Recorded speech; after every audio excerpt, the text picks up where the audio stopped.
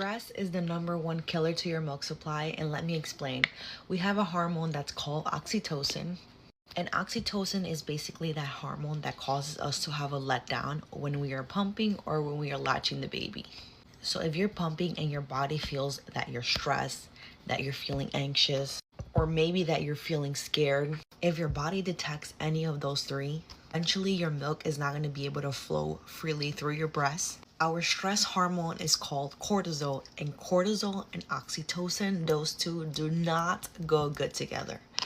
So basically, stress and breastfeeding, they do not mix well together. And I remember in the first 2 days of my exclusive pumping journey, I was literally only getting like an ounce, and I was like, oh my God. But then I remembered, I was like, okay, if I get stressed, like no milk is gonna come out. So I just allowed my body to do what it needs to do. I just started being consistent. I have to thank my husband, because if it wasn't for him, I don't know what I would do. When we had our daughter, we literally had no help. And until this day, we have no help because our family is far away.